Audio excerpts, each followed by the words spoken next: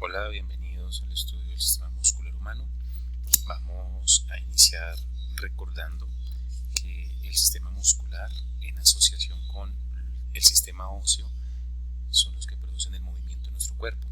Vamos a iniciar con este modelo, con esta simulación, en la cual observamos cómo músculos del brazo, en este caso tríceps y bíceps, se conjugan para permitir entonces el movimiento del brazo. Vemos como en este caso el bíceps se contrae alando entonces este hueso del brazo, mientras que el tríceps se relaja, pero también encontramos la función contraria, es decir, cuando bíceps se relaja, entonces el bíceps ¿quién? Se contrae.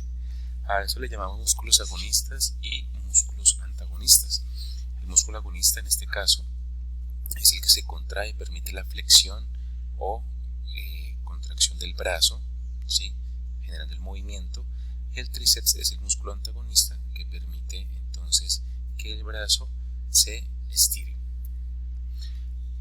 Entonces tenemos pares musculares que realizan funciones contrarias, es decir, cuando este bíceps se contrae, el tríceps se relaja en el movimiento conocido como flexión, que es cuando se lleva hacia sí los huesos para permitir el movimiento, mientras que cuando hacemos el movimiento contrario, es decir, cuando el brazo se extiende, vamos a encontrar que es el tríceps el que se va a contraer, mientras que el bíceps ahorita se relaja.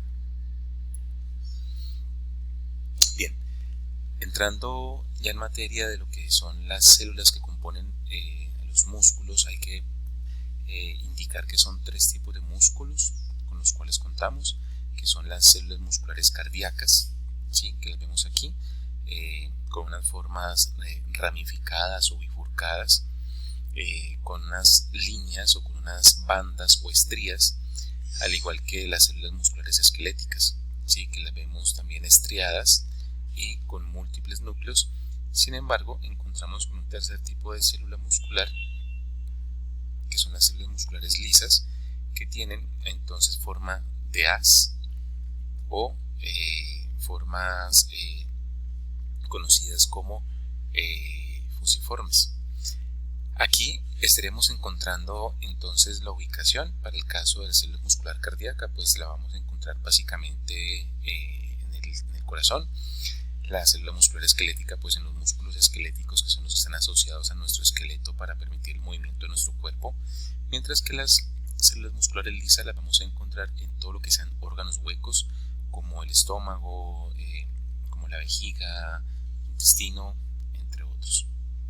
Y aquí, en este gráfico, pues estaremos viendo una descripción de lo que es la célula muscular esquelética, pero primero encontraríamos un músculo, ¿sí?, digamos, con muchas unidades asociadas.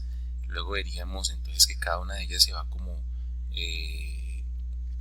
particularizando en partes más pequeñas o en fragmentos más pequeños, hasta llegar a la fibra muscular o la célula muscular, que es lo que vamos a estudiar. Aquí entonces, para el caso del músculo liso, nos mostraría un corte de lo que sería la pared del estómago, por ejemplo. Sí, aquí vemos entonces las formas de las células, que son las mismas que están acá. Y en el caso del músculo cardíaco, pues veríamos también un corte en ese sector. Nuestro estudio va a estar centrado en la célula muscular esquelética, porque a partir de la comprensión de esta, pues entender el músculo liso y el músculo cardíaco es mucho más sencillo. Aquí están las características de los músculos en cardíaco, liso y esquelético. Entonces nos indica que para el músculo liso no tenemos las estrías, mientras que para cardíaco y esquelético sí las tenemos. Las formas de las células las vimos hace un momento, fusiformes para el caso de los lisos. Para el cardíaco podemos decir que son ramificadas o bifurcadas. Para ese caso podemos decir que son fusiformes en ambos extremos. También podríamos decir que son células cilíndricas. El número de núcleos, vamos a encontrar que uno por cada célula, pero en el esquelético, que son células que pueden llegar a medir hasta 35 centímetros de longitud, pues vamos a encontrar que son muchos. Debido a la gran dimensión que tiene esta célula, pues necesitamos que haya diferentes núcleos que controlen a una célula tan grande. La rapidez de la contracción en el músculo liso pues es lenta, ¿sí? Tengamos en cuenta los movimientos peristálticos, ¿sí? Son bastante demorados. Para el caso del cardíaco vamos a encontrar que es una velocidad intermedia o rítmica, dependiendo pues de cómo se encuentre nuestro pulso, nuestra tensión arterial. Y para el esquelético pues pueden ser lenta, rápida, sostenida, dependiendo de la condición en la cual estemos en un momento dado. Los estímulos de la contracción pues pueden ser de diferentes maneras, pueden ser espontáneos, es decir, autónomos, al igual que en el caso del cardíaco, pero también puede tener otros estímulos como el estiramiento, efectos del sistema nervioso, hormonas, ¿sí? Mientras que para el esquelético pues el estímulo de la contracción está condicionado únicamente por sistema nervioso de forma voluntaria, que es lo que vemos acá, mientras que para el músculo liso y el músculo cardíaco esas contracciones no son voluntarias, sino que se manejan de forma autónoma.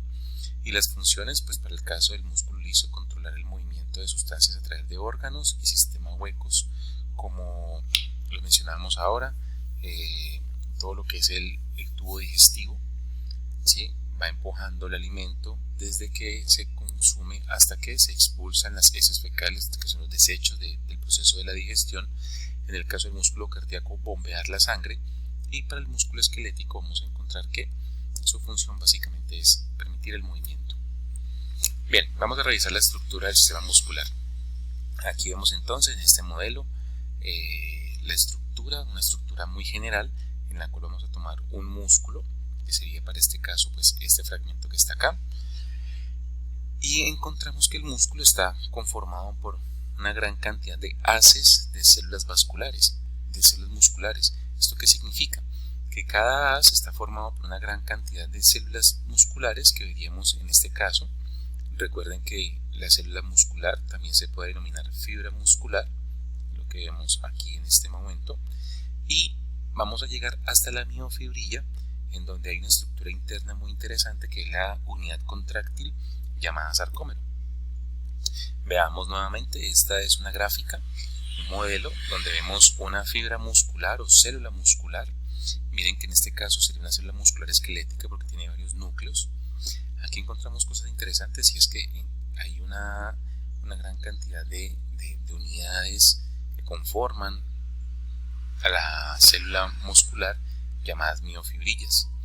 Alrededor de las miofibrillas encontramos unas estructuras de doble lámina que son tubulares en este color verde que vemos aquí, llamadas retículo sarcoplásmico. Este retículo sarcoplásmico internamente está lleno de iones de calcio, y a su vez encontramos que por encima del retículo sarcoplásmico hay unas estructuras tubulares que vemos aquí en un color amarillento o cafecito, que es una estructura que se conoce como túbulos T o tubos T. Esos túbulos T son los que van a permitir que viaje el estímulo al interior de la fibra muscular. En el caso de la miofibrilla vemos que hay unas estructuras conocidas como líneas Z.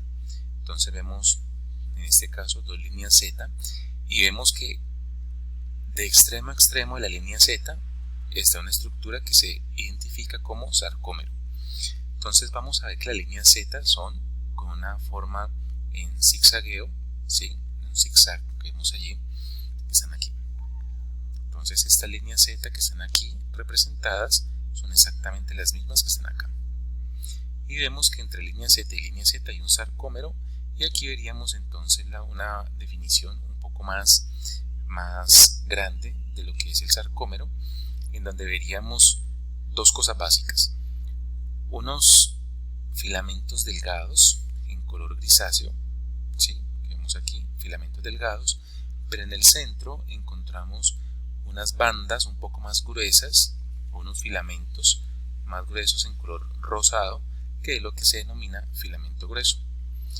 ¿De qué están compuestos estos filamentos? Bien, el filamento grueso de color rosado, lo vamos a ver representado acá, está formado por una proteína llamada miosina, de la cual le sobresalen unas cabecitas, ¿sí? Que las vemos hacia arriba y hacia abajo en este gráfico.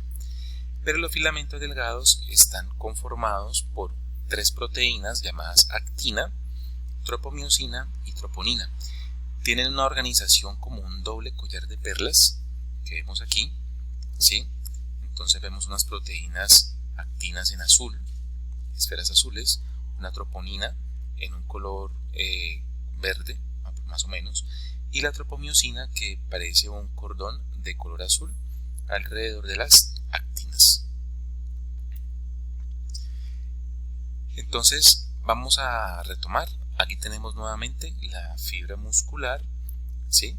Vemos entonces los túbulos T. Estos son los orificios de los túbulos T a través de los cuales va a entrar el estímulo o impulso nervioso, ¿sí? En azul vemos el retículo sarcoplásmico rodeando a cada miofibrilla, ¿sí? Aquí está. Y la miofibrilla la vamos a ver representada acá. Miren que aquí está la línea Z en color, en una franja más oscurita, ¿sí? En azul. Vemos entonces aquí entre línea Z y línea Z un sarcómero. Esta línea Z y acá habría otra línea Z, habría otro sarcómero, al igual que acá entre esta línea Z y otra línea Z acá habría otro sarcómero. Es decir que en una miofibrilla hay muchos sarcómeros. Y en los sarcómeros entonces se van a ver estas bandas que son como las rayas o las estrías, de las cuales se da el otro nombre a este músculo esquelético, que es el músculo estriado. Pero esas bandas o estrías, o esas rayas que vimos al principio de la presentación, básicamente son por esto, por los filamentos delgados y filamentos gruesos que convergen en esta zona de la mitad del sarcómero y que van a darle esa apariencia rayada. Entonces entre línea Z y línea Z tenemos un sarcómero, que es lo que vemos aquí. El sarcómero entonces tiene un filamento delgado, o varios filamentos delgados mejor, ¿sí? En la parte central del sarcómero encontramos los filamentos gruesos. Y los filamentos delgados vamos a representarlos acá. Nuevamente encontramos entonces el doble collar de perlas, ¿sí? Las actinas las vemos en color rosado con punticos rojos, pero esos punticos rojos llamados zonas de unión van a estar cubiertos por la tropomiosina, que es esta proteína que se ve en color azul, ¿sí? Mientras que la troponina es esta proteína que vemos aquí pequeñita. Aquí veríamos entonces a la miosina, ¿sí? Con las cabecitas hacia arriba y hacia abajo para hacer contacto con las actinas de los filamentos delgados. Bueno, entonces hasta aquí vamos cerrando la primera parte del tema, que es el reconocimiento de las estructuras. En el segundo video que van a ver está cómo se lleva a cabo la contracción muscular, es decir, cómo estos filamentos delgados se deslizan sobre los filamentos gruesos, qué lo genera y qué implicaciones hay cuando se lleva a cabo la contracción muscular.